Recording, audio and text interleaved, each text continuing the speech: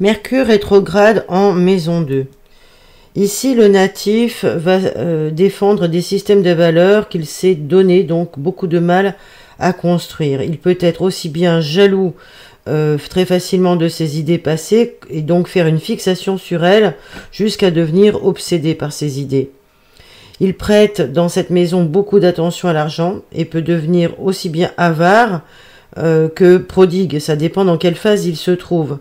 La difficulté donc de cette position est que ces processus mentaux peuvent devenir tellement enracinés dans la matière que l'individu a du mal à relativiser l'importance par rapport aux autres choses qui existent dans la vie. Donc il a souvent tendance à se répéter, quitte à ennuyer son entourage. C'est quelqu'un qui va radoter.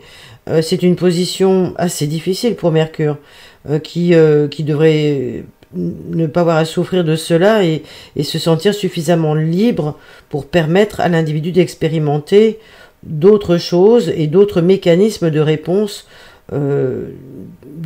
qui seraient donnés par sa conscience. Mais dans presque tout ce qu'il fait, ce Mercure rétrograde en maison 2 donne aux natifs beaucoup de peine à rompre avec des modes de comportement anciens. Il y a quand même un excès d'indulgence vis-à-vis de lui-même, et parfois cette position crée un excédent de poids, cela fait que les besoins d'expression orale de Mercure sont liés donc à des qualités possessives de cette maison 2. Ça correspond ni plus ni moins au grand amour du taureau pour la nourriture, jusqu'à le rendre boulimique. Mais dans d'autres cas, les qualités du taureau, qui sont la permanence, peuvent être alliées aussi à des qualités d'intériorisation de Mercure.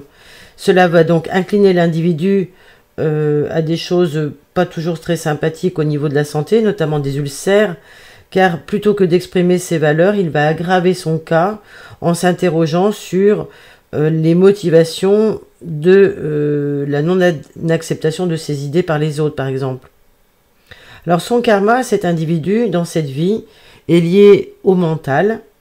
Il a cristallisé dans les systèmes de valeurs des choses qu'il s'obstine à conserver, et puis jusqu'à ce qu'il trouve la manière adéquate de communiquer, de s'exprimer dans le monde.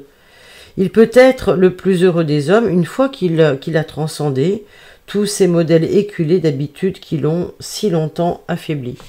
Voilà ce que nous livre Schulman pour Mercure rétrograde en maison 2. Si vous avez appris quelque chose, apprécié ce podcast, merci de liker, de partager, de commenter.